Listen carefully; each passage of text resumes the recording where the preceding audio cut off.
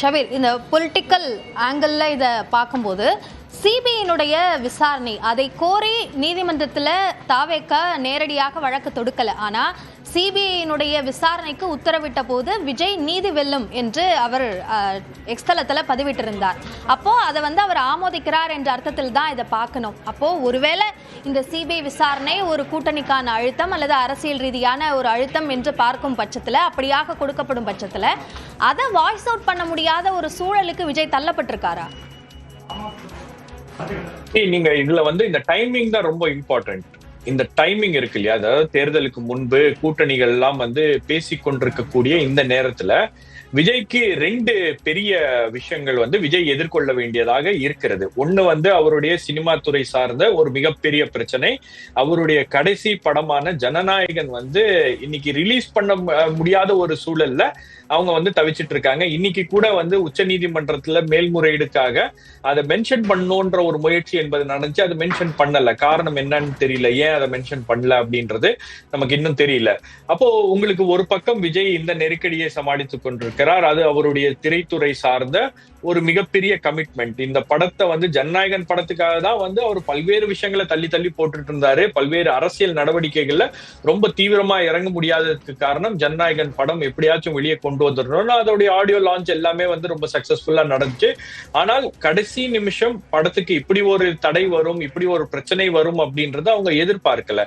அப்போ அந்த விஷயம் என்பது ஒரு பக்கம் நடந்து கொண்டு இருக்கிறது. இன்னொரு பக்கம் அதே நேரத்துல உங்களுக்கு சிபிஐ விசாரணைக்கான அந்த சம்மன் என்பதும் அவருக்கு வழங்கப்பட்டிருக்கிறது அப்படின்னும் போது இதை நீங்க ஐசோலேஷன்ல பார்க்க முடியாது. ரெண்டுமே தனித்தனியாக நடக்கின்ற நடவடிக்கைகள் அப்படின்னு நீங்க பார்க்க முடியாது. இதுல ஒரு அரசியல் கணக்கு என்பது இருக்கிறது.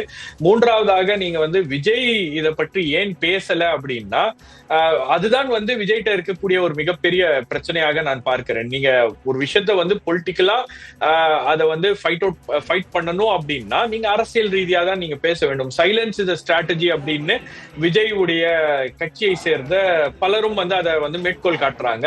But silence cannot be a strategy. நீங்க சைலன்ஸை எப்படி வேணா மக்கள் இன்டர்பிரேட் பண்ணலாம். அதாவது அவருடைய பிரச்சனைக்கு, அவருடைய படத்துக்கு ஒரு பிரச்சனை வருகிறது அப்படின்னும் போது அதற்காகவே விஜய் பேசவில்லை அப்படின்னா பொதுமக்களுடைய பிரச்சனைகளுக்கு விஜய் எப்படி பேசுவார் அப்படின்னு இன்டர்பிரேட் பண்ணலாம். பாருங்க, இவருக்கு எவ்வளவு நெருக்கடி கொடுத்தாலும் இவர் பேசாம இருக்காரு அப்படின்ற மாதிரி தைரியமா இருக்காரு, பேசாம இருக்காரு, அசையவே மாட்டேன்றாரு அப்படின்னு கூட அவரை ரசிக்கக்கூடிய அவருடைய தொண்டர்களும் அவருடைய ஃபாலோவர்ஸும் அவருடைய ரசிகர்களும் அப்படி நினைக்கலாம். அதெல்லாம் சப்ஜெக்ட் டு இன்டர்பிரேஷன். ஆனால் அரசியல் ரீதியாக நீங்க எந்த விஷயத்த மக்கள்கிட்ட கன்வே பண்ணணும்னு நினைக்கிறீங்க, எந்த விஷயத்த நீங்க மக்கள்கிட்ட பேசணும்னு நினைக்கிறீங்க அப்படின்றதெல்லாம் ரொம்ப முக்கியமான விஷயங்கள். நீங்க விஜய் இதுவரைக்கும் பத்திரிகையாளர்களை சந்தித்ததில்லை, பத்திரிகையாளர்களிடம் உரையாடியதில்லை, ஒரு பிரஸ் மீட் கூட வச்சு அவர் பேசினதில்லை. அப்போ இவ்வளவு விஷயங்கள் நடக்கிறது, அவரை சுற்றி நடக்கிறது அப்படின்னும் போது இதற்கு என்ன காரணம் அப்படின்றது ஒண்ணு அவருக்கு தெரிஞ்சிருக்கு இல்லையா. நாமெல்லாம் ஸ்பெகுலேஷனா பேசுறோம் அப்படின்னு வச்சுக்கோங்க. இது ஏன் நடக்குது, எதற்காக நடக்குது, இதற்கு பின்னணியில என்ன இருக்கிறது, அவருக்கு ஒரு நெருக்கடி என்பது கொடுக்கப்படுகிறதா அப்படின்றது அவருக்கு தெரியும். அப்ப அந்த விஷயங்களை அவர் ஜாடமாடையா கூட பேசலாம் அல்லது வெளிப்படையாக கூட பேசலாம். என்னை இப்படி நெருக்கிறாங்க அப்படின்ற விஷயத்த அவங்க சொல்லும் போது சில சமயங்கள்ல அரசியல் ரீதியாக நீங்க வெளியே பேசும்போது இந்த மாதிரி நெருக்கடிகள் எல்லாம் கொஞ்சம் விலகும். நீங்க பேசாம இருந்தீங்கன்னா அது மேலும் மேலும் உங்களை நெருக்கிட்டே இருப்பாங்க. இவர் பேச மாட்டேன்றாரு, இவர் ஏதோ ஒரு விஷயத்தை கண்டு பயப்படுறாரு, அஞ்சுகிறார் அப்படின்ற மாதிரி அது ஒரு சைன் ஆஃப் வீக்னஸா கூட எடுத்துக்கொள்ளப்படும்.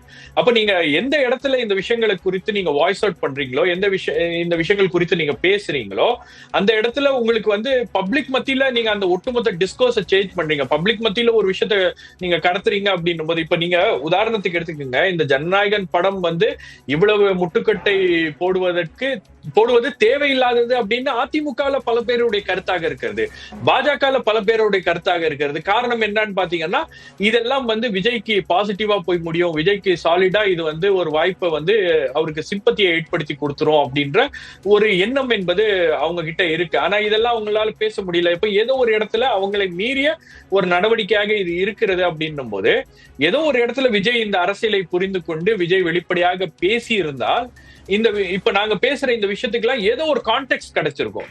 நாமெல்லாம் ஸ்பெகுலேட் தான் பண்றோம். இப்ப நானோ அரவிந்தோ உண்மையிலேயே வந்து இந்த இந்த இந்த விஷயங்களுக்கு பின்னாடி ஒரு அரசியல் இருக்கிறதா அப்படின்னா அதை வந்து நாம வந்து ரொம்ப விஷயங்களை பொருத்தி தான் பார்த்து நம்மளால ஒரு இன்டர்பிரிட்டேஷனை கொடுக்க முடியுமே தவிர, விஜயே வந்து இந்த விஷயங்களுக்கு பின்னாடி இதுதான் இருக்கு, என்ன வந்து கூட்டணிக்கு வரணும்னு நெருக்குறாங்க அல்லது என்னை தொடர்பு கொள்வதற்கு பல்வேறு நடவடிக்கைகள் அப்படின்றது மேற்கொள்ளப்படுகிறது, இதெல்லாம் வந்து ஒரு சில விஷயங்கள் பின்னாடி நடக்குது, நான் இதெல்லாம் மறுபடியும் உங்ககிட்ட பேசுறேன் அப்படின்னு அவர் சொல்லியிருந்தா கூட இந்த டிபேட்டுடைய கோர்ஸோ அல்லது ஒட்டுமொத்த இந்த இப்ப நடக்கக்கூடிய சம்பவங்களுடைய கோர்ஸோ மாறி இருக்கும். ஆனா விஜய் தரப்புல இருந்து யாரோ அவருடைய கட்சியினரோ அல்லது ஒரு அறிக்கையா கூட அவங்க வெளியிட்டு இருக்கலாம். இப்ப விஸ்வரூபம் படம் அம்மையார் ஜெயலலிதா இருக்கும் போது அந்த படத்தை ரிலீஸ் பண்ண விடக்கூடாது அப்படின்னு ஒரு நெருக்கடி உண்டாச்சு. அது ஏன் அப்படின்றது எல்லாருக்கும் தெரியும். ஒரு மேடையில கமல்ஹாசன் பேசிய ஒரு சில விஷயங்கள் வந்து அம்மையார் ஜெயலலிதாவுக்கு பிடிக்கல. அப்போ அவங்க என்ன பண்ணாங்க, படம் வரும்போது படத்துக்கு ஒரு பிரச்சனைன்னு வரும்போது அந்த படத்தை ரிலீஸ் பண்ண விடாம பெரிய அளவுக்கு ஒரு பிரச்சனை அப்படின்னு நடந்துச்சு. ஒரு திரை கலைஞராக கமல்ஹாசன் வந்து அது குறித்து பிரஸ் மீட் பண்ணாரு, அது குறித்து பேசினாரு. முதலமைச்சருக்கு ஒரு நெருக்கடி ஏற்பட்டுச்சு, முதலமைச்சர் ஒரு விளக்கம் கொடுக்க வேண்டியதாயிருச்சு. அதுக்கப்புறம் வந்து அது ஏதோ ஒரு வகையில பேசி அந்த பிரச்சனை என்பது தீர்க்கப்பட்டுச்சு.